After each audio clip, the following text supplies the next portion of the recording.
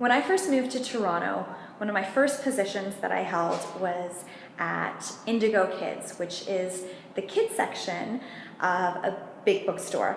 And it has been one of my favorite jobs for a variety of reasons, not the least of which is that I love children's literature. Even as an adult, I have a full bookshelf of children's books, everything from Dr. Seuss to one of my favorites, Catherine Otoshi.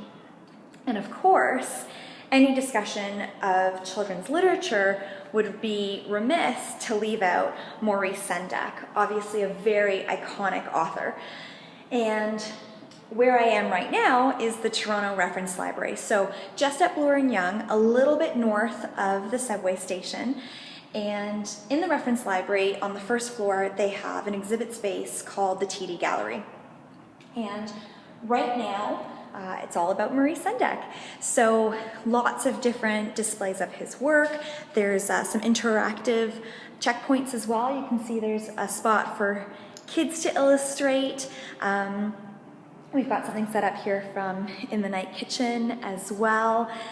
But of course, the main draw is to see original works by Mr. Sendak, which are displayed in the gallery. I've learned lots about his goings-on, obviously, again, very well known, over 100 different titles illustrated by him, some of which were by his brother as well.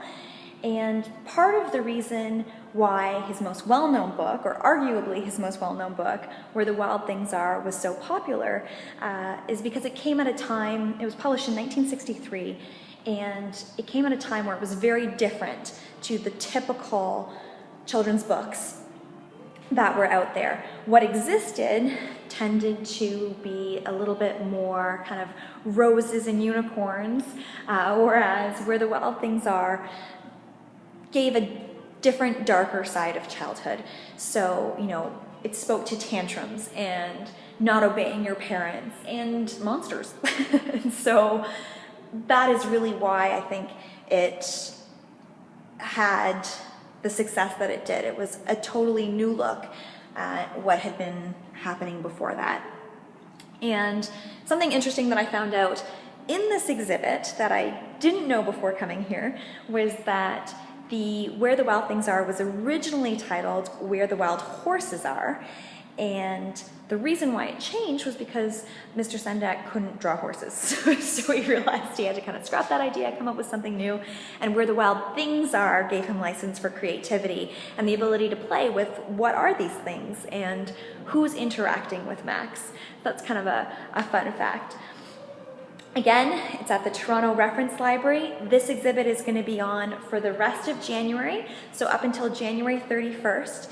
So if you are a fan of children's lit, or Maurice Sendak himself, or just are in the area and want to see something new and fun, definitely a place to stop by.